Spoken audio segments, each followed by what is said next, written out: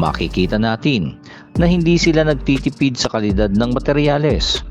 Isang bagay na madalas nangyayari sa government projects upang makapagbulsa ng pera ang mga opisyal. Dahil dito, mas tatagal ang mga infrastrukturang ipapatayo nila na magpapababa rin sa gastos sa maintenance at renovation sa hinaharap.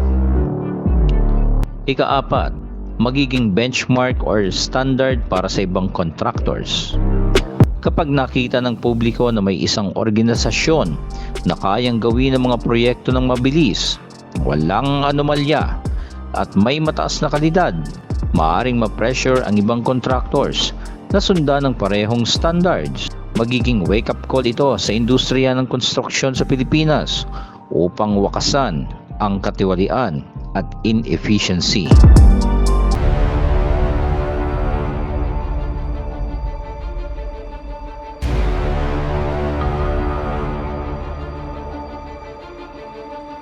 Sa nakalipas na mga taon, isa sa mga pinakamalalaking problema sa Pilipinas ay ang mabagal at kurap na implementasyon ng mga proyektong pang-infrastruktura.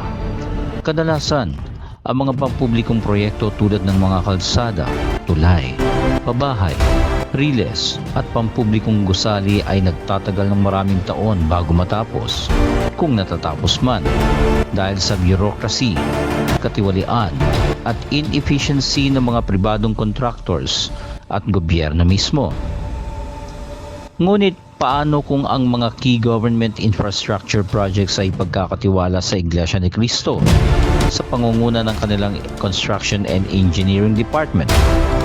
Mas mapapabilis ba ang implementasyon ng mga proyekto?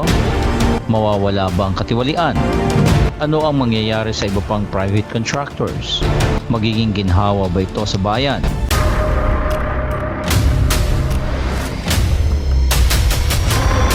Bago tayo mag-umpisa, baka pwede nyong i-like ang video na to.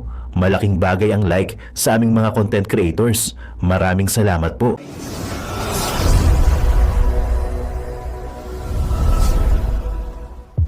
Hayop ka talaga! Ang ganda mong lalaki!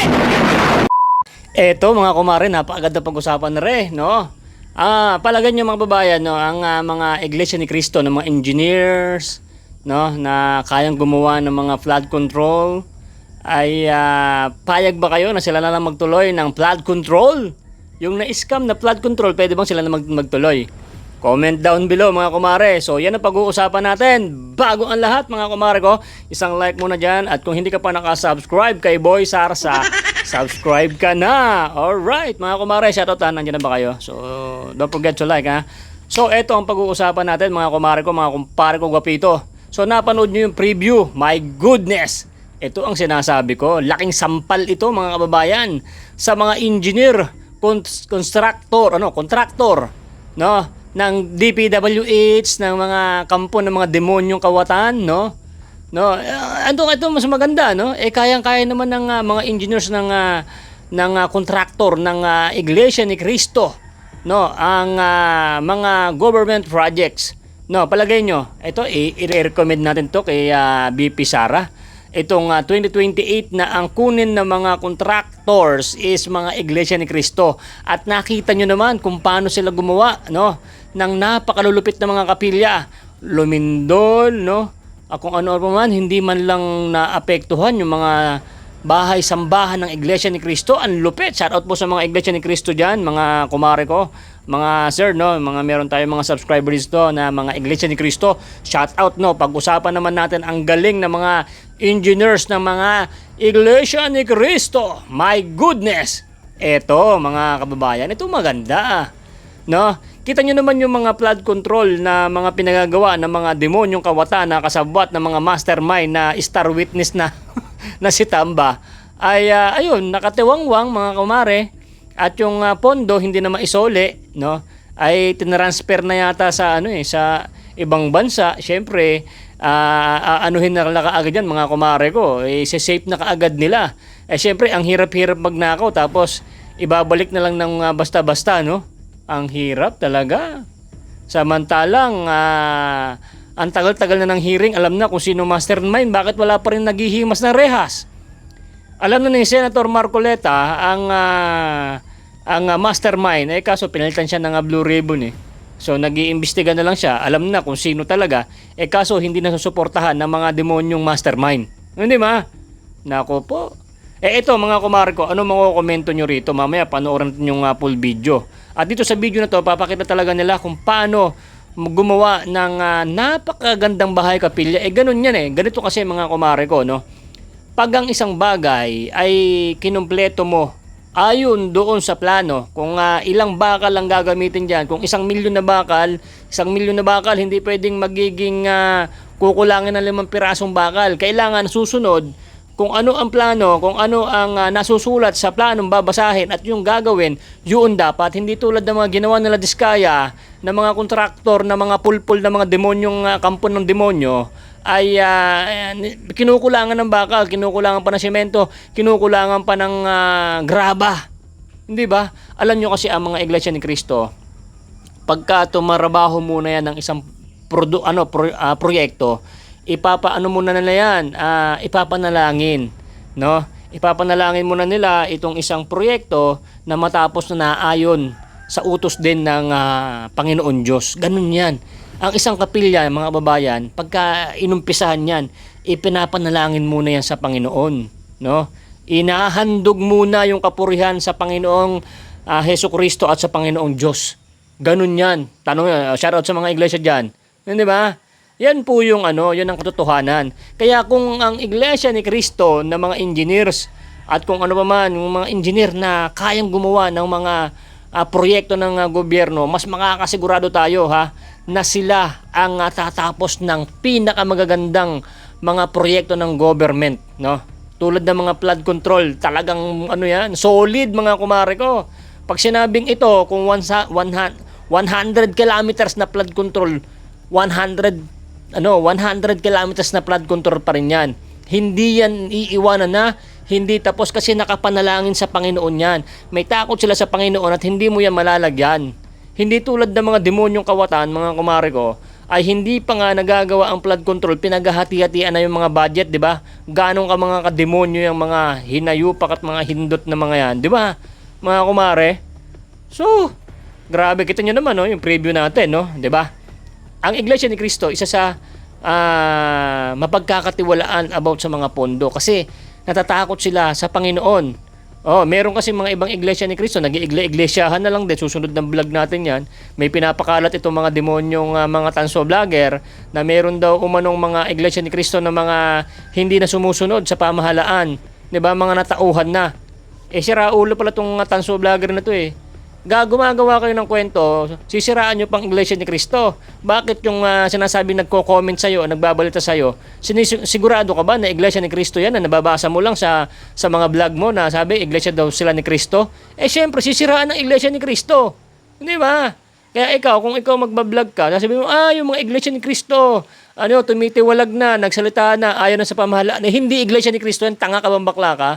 Hindi ba? Meron kasing bakla na na susunod na vlog natin, sana maabangan nyo yun. Babanatan ko talaga yung baklang tanso na yan. Yung mga Iglesia ni Cristo, sinisiraan mo pa. Gumagawa sila ng mga account ng mga Iglesia daw ng Cristo sila, na hindi na daw pumapanig sa pamahalaan ng Iglesia ni Cristo. Hindot ka, hindi yung Iglesia ni Cristo. Bakla ka. Sarap mong sampal-sampalin Huwag mong siraan ng mga Iglesia. Sigurado ka ba, yung sinasabi mong Iglesia ni Cristo, iharap mo. Patunayan mo na Iglesia talaga ni Cristo, yan sinasabi mong bakla ka, Sisiraan mo pa ang mga Iglesia ni Cristo na matitino. Sabihin mo, wala ka namang katibayan, Iglesia ni Cristo talaga sila. Di ba? Mga kumare ko. Yun ang nakakalungkot. Siyempre, meron daw mga nag-iiglesia ni Cristo para siraan ang isang pamahalaan, di ba?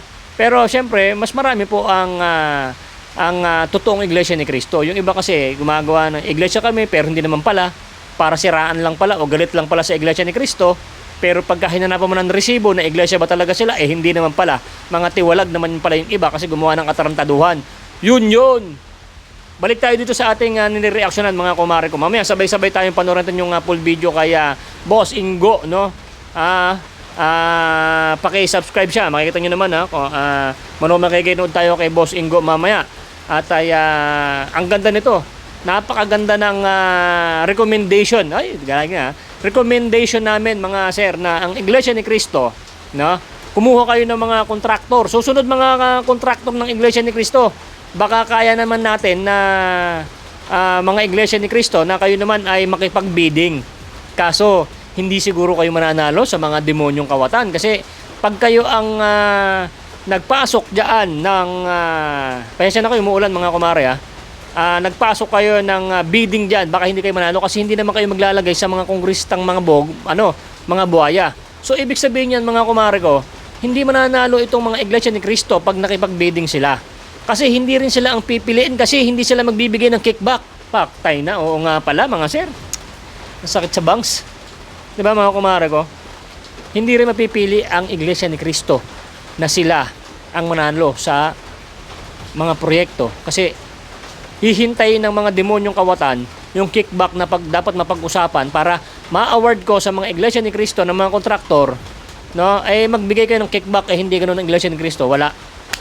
Hindi mananalo mga kumare ko. Doon ako nalungkot. Pero sana kung si BP Sara na ang mananalo sa pagiging pagiging presidente, sana yung mga mga kontraktor piliin niya na lang niya yung mga Iglesia ni Cristo na mga engineers, mga contractors, no? Mga electrical engineer. Maraming Iglesia ni Cristo. Kaya tinan nyo naman mga kumare ko, yung mga kapilya ng Iglesia ni Cristo ay hindi iwanan na hindi tapos. 'Di ba? Saan kayo nakakita ng kapilya ng Iglesia ni Cristo na iniwanan ng katiwangwang na hindi tapos? Alam nyo kung bakit na ang kapilya ng Iglesia ni Cristo, maniwala ka man sa hindi at may mga basherman, 'di ba? Bakit? Ang Iglesia ni Cristo napakalaki-laki, milyones, napakagandang kapilya. Bakit natatapos agad na kumpleto ang budget? Kasi alam nyo mga kumare ko, mga kumpare ko, yung mga inaalay, yung inaabuloy sa bawat pagsamba ng Iglesia ni Cristo ay nakalaan sa Panginoon, no? Yan ay napanalanginan, kaya gagasusin yan sa tama, hindi yan kukurakutin. Alam nyo, napakaganda talaga kung Iglesia talaga ni Cristo mamumuno sa bansang Pilipinas. Kaso ang Iglesia ni Cristo hindi bawal yan sa kanila. So support lang sila sa mga ganyan. Kita nyo si Senator Marcoleta, kung ito pinayagan kasi ito Kasi dati na talagang politiko yan, so naging iglesia. Kung itong si Senator Marcoleta, maging isa din sa pinakamataas sa buong Pilipinas, may iwasan talaga itong korupsyon. Kita nyo naman kung paano bumanat itong Senator Marcoleta sa mga demonyong kawatan. Kung ito isa sa pinakamataas, wala na. Kabog lahat itong mga demonyong mga mangdurugas na to. At ay soon as possible na dapat ay makat na yang mga demonyo na yan, no? Kaya mga kababayan, mga kumare ko, dapat sa susunod pa rin, magkaisa pa rin tayo na maitakwil natin itong mga kawatan na to. At soon as possible na sana magkaroon ng isang himala ng mga Iglesia ni Cristo na kontraktor at mga engineers, mga sino man, na sana sila na rin ang susunod na mga kontraktor ng Pilipinas. Maganda. At hindi mo talaga ito mapapaniwalaan na kung aabutin ng isip mo. Kung ikaw ay mahina ang utak mo, no, hindi mo makukuha yung utak ng Iglesia ni Cristo na bakit ay napakagaling nilang gumawa. Kasi nga may Diyos. Kung ang proyekto ng gobyerno ay may Diyos at may takot sa Panginoon, yung mga kontraktor na yan, magagawa ng maayos yan, ma-assemble ng maayos, at mga pera ng taong bayan ay makikita mo kung saan talaga mapupunta. Kaya tinan mo, napakasisipag ng Iglesia ni Cristo magsamba. Hindi sila nangihinayang sa mga kada donation nila sa bawat kanilang pagsamba. Kasi alam nila kung saan mapupunta. At mapapakinabangan ng ibang mga kapatid kung saan man magtatayo ng mga kapilyang napakaganda. So makita niyo yung arena diyan, 'di ba? Ng Iglesia ni Cristo, 'di ba? Grabe, no? Panis ang gobyerno. 'Di ba? Siyempre, alam niyo naman, doon lang sa video na 'to, may papakita lang talaga ng Iglesia ni Cristo na ang bawat sentimo ng abuloy ng kapatid ay mapupunta po talaga sa napakagandang proyekto. Yung maraming bakal, maraming semento, yung hindi nagigiba basta-basta. Ay, tamba. Manood ka, tamba. Nyeta kayo. So ito lang ang kinakalungkot ko mga kumare. Pag itong mga kontraktor ng mga Iglesia ni Cristo ay sumali sa mga biddings ay babagsak at hindi mananalo. Kasi hindi man sila magbibigay ng kickback, 'di ba? Kasi dapat yung pondo na 'yon napapapanalunan nila dapat mapupunta talaga sa proyekto. Hindi mapupunta sa mga demonyong kawatan na tulad ng mga nangyayari ngayon. My goodness. Ito mare, ano ba makukomento nyo? Payag ba kayo ng mga Iglesia ni Cristo ang magiging contractor soon as possible para ang mga proyekto ng mga gobyerno natin ay mapupunta talaga sa tamang paggastos? Ano makukomento mo dyan, Marge? Vote na nga kayo kung payag ba kayo ang mga Iglesia ni Cristo. At saka ito, patunay, itong panood yung video, ang gaganda. At ang mga proyekto kasi ng mga gobyerno ang tagal matapos kasi ginagawang arawan. Siyempre, mas lalong pinapatagal, mas marami sila makukurakot at mas marami sila maibubulsa. Ganun yun. Ang mga construction na ginagawa ng mga Iglesia ni Cristo, talagang sobra. Nasa taas. No? Nasa Panginoon kasi. Kaya kung bakit hindi ka panipaniwala ang nangyayari sa loob ng Iglesia ni Cristo, na patuloy na umaangat, anuman dilubyo ang mangyari, patuloy pa rin silang pinagpapala. Yan ang mga kapatiran sa Iglesia ni Cristo na hindi kaya man ni sino ba mga mga simbahan o anumang klaseng simbahan, hindi kayang pantayan ang Iglesia ni Cristo. Manong kayo ipatatapat diyan? Wala, di ba? Wala kayong kayang itapat dito sa Iglesia ni Cristo. At hindi kayo makapaniwala, di ba? So ano pang ginagawa natin? Dapat ang Iglesia ni Cristo contractor, yan sila na ang pagawin natin. Mr. President, no? Subukan nyo naman. Iwasan nyo na yung mga kickback ng mga demonyong kawatan na yan. Nakakagigil na kayo. Dapat tanggalin na kayo mga congressman kayo eh. Isa pa kayo sa pinagdadaluyan ng mga corrupt, no? Kayo ay pinagdadaanan pa. Pupunta pa sa inyo yung pondo. My goodness. Hanggang kakungkangkungin nyo yan. Hati-hatiin nyo, mga demonyo kayo. Kagigil kayo. O, di ba? So, ganito mga kumare ko, hintayin ko yung komento nyo. Sana magustuhan nyo itong ating vlog. At ay magustuhan nyo sana itong ating reaction video. Siyempre, kailangan ko rin yung reaction mo. Kailangan ko yung komento mo. Sa mapapanood mo itong video na to, kumare, kumpare, no? Sana tulungan nyo ako magkomentaryo sa video na to. Babasahin natin yung mga komento nyo dyan. At para mabasa rin ng mga subscribers natin at yung iba pang mga kababayan natin hindi natin subscribers, magkaisa tayo. Payag ba kayo na ang Iglesia na lang ni Cristo ang maging contractor sa mga flood control kung ano pa man ang mga infrastructure. Ano ba yung tawag doon? Mga construction work, no, na mga proyekto ng bansang Pilipinas para sana makasigurado tayo na walang korupsyon at laging may sukli, hindi nakabulsa, no, sa iisang tao lamang tulad ni Tamba and Saldico at kung sino pa man mga demonyong congressman. Okay, panoorin to mga March ha. Don't forget to like. Okay, play mo na yan, boy. Let's go.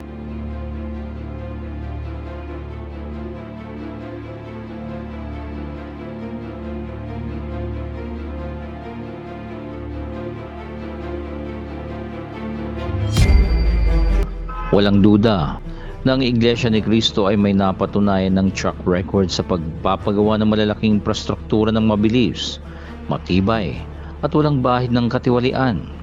Ilan sa mga patunay nito ay ang sumusunod. Una, Philippine Arena at Ciudad de Victoria. Itinuturing na pinakamalaking indoor arena sa buong mundo. Ang Philippine Arena ng Iglesia ni Cristo ay ginawa sa loob lamang ng 3 taon, kasabay ng pagdiriwang ng ika-100 taong anibersaryo nito ng pagkakatatag sa Pilipinas. Isang bagay na bihirang mangyari sa malalaking proyekto sa Pilipinas. Bagamat banyaga ang pangunahing kontraktor nito, hindi natin maitatanggi na maayos itong pinamahalaan sa ilalim ng Construction and Engineering Department. Ang buong Ciudad de Victoria ay naitayo ng may maayos na urban planning, epektibong engineering, at walang natanggap na reklamo ng katiwalian. Ikalawa, malalaking kapilya at civic centers.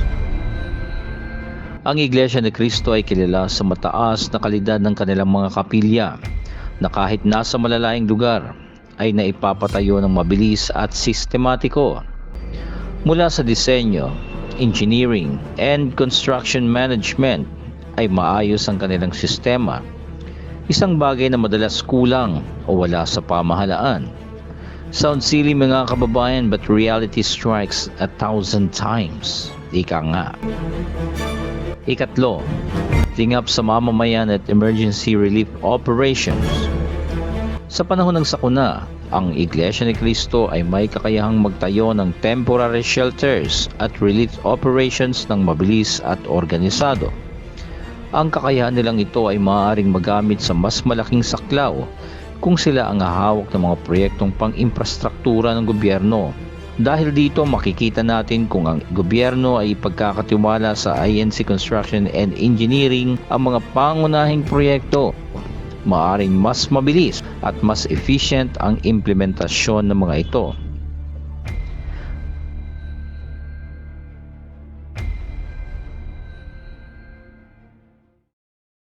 Pag-usapan naman natin kung ano-ano ang mga positibong epekto ng pagpapagawa ng government projects sa ilalim ng Iglesia ni Cristo. Una, mas mabilis at epektibong pagtatayo ng mga proyekto.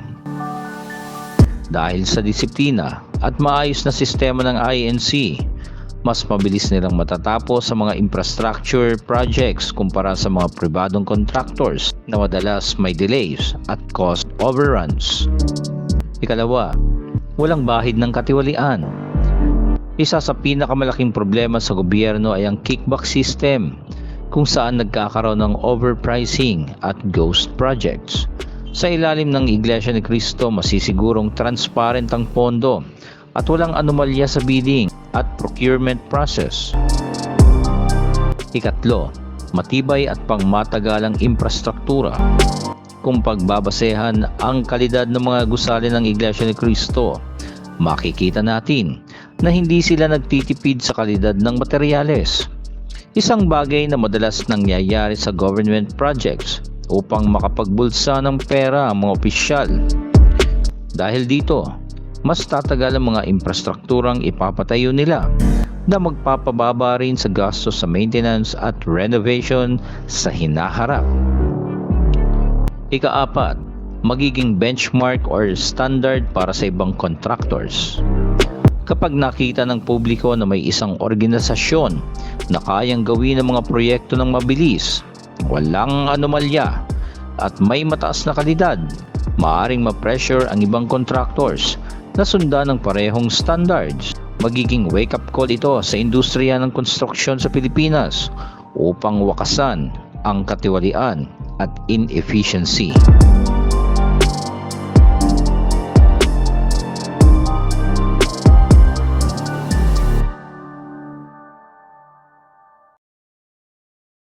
Pag-usapan naman natin ang mga posibleng hamon o negatibong epekto nito sa industriya, lalong-lalo na sa industriya ng konstruksyon dito sa ating bansa.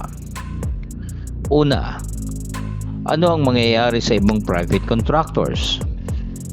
Kung mapupunta sa Iglesia ni Cristo ang maraming government projects, maaaring maapektuhan ng ibang construction firms na sanay sa bidding process ng gobyerno.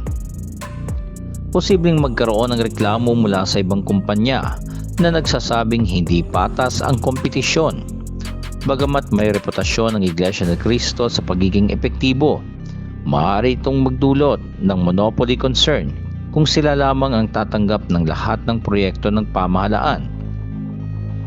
Ikalawa, issue ng separation of church and state.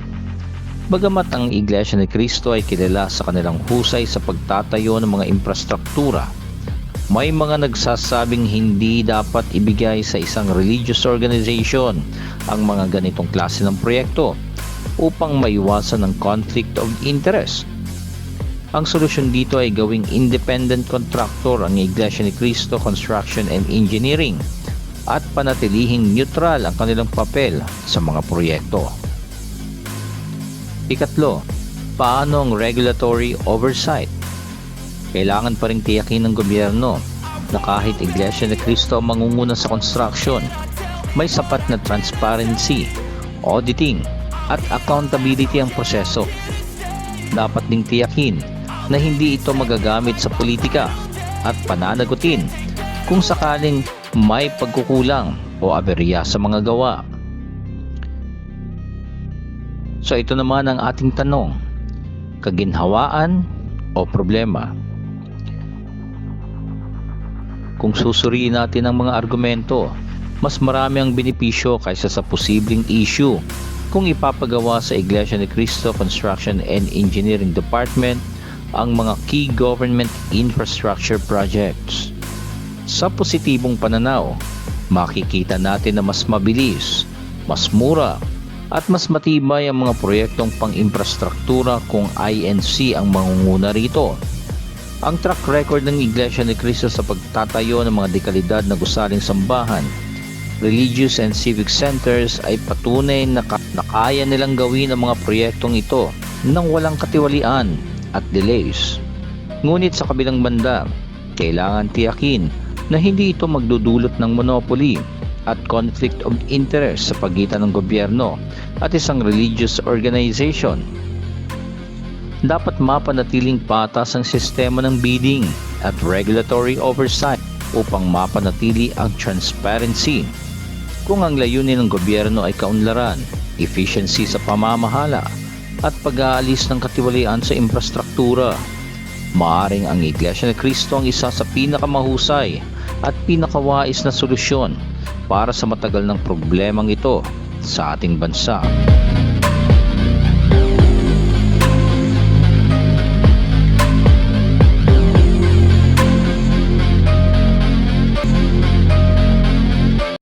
Ama naming Diyos na makapangyarihan sa lahat, salamat po sa iyong pagmamahal na hindi nagmamaliw. Sa gitna ng kaguluhan sa aming bansa, turuan niyo po kaming magtiwala sa iyong hustisya at hindi sa hustisya ng tao. Linisin niyo po ang aming mga puso at ituro niyo po ang tamang daan ng katotohanan at pag-ibig. Tulungan niyo po kaming maging ilaw sa gitna ng dilim at ipakita sa mundo na may pag-asa pa sa pangalan ng aming Panginoon Hesus. Salamat po sa pag-ibig po ninyo at salamat sa pagdinig ng aming mga panalangin at iligtas niyo po kami. Sa pangalawa po niyong pagparito at patawarin po kami sa lahat ng aming mga pagkukulang at pagkakasala sapagkat ito po ang aming samot hiling sa matamis na pangalan ng aming Panginoon Hesus. Amen. Sa lumang silid, mag-isa kang tahimik. Walang kamera, palakpak ay wala na. Ngunit sa bawat pader ng bayang iniwan mo, may pangalan mong di na mabubura.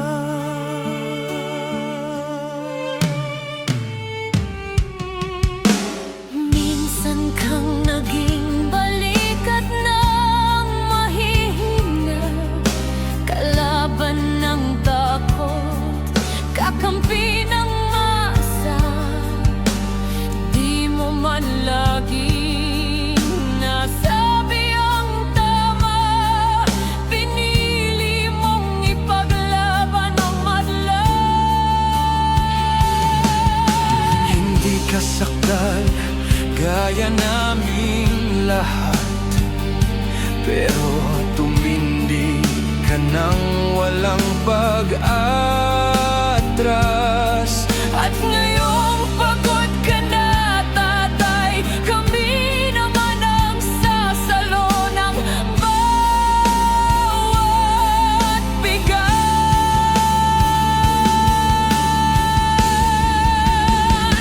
Hanggang sa dulo, ikaw ay mahal. Kahit papagod na ang iyong katawan.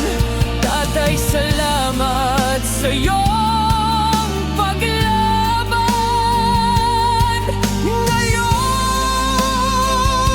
kami naman hanggang sa dulo. Di ka namin iiwan. Ang kwento mo'y dala ng bayan.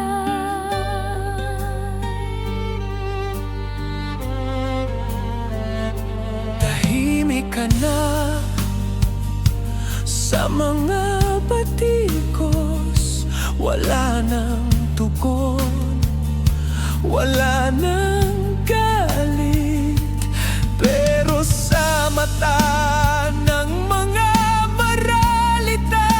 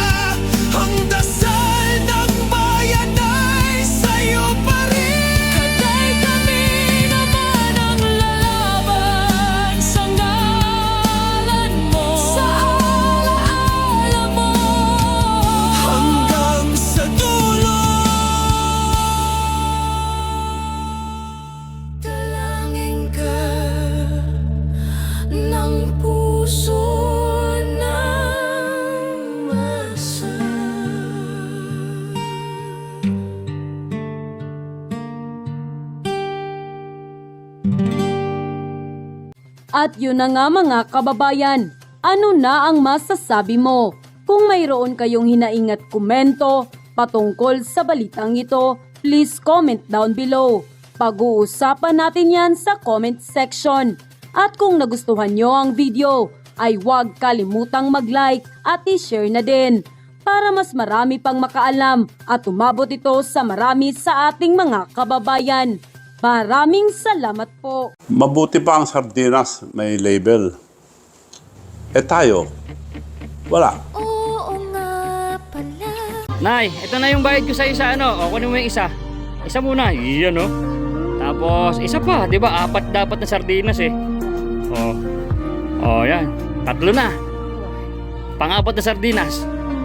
Okay na.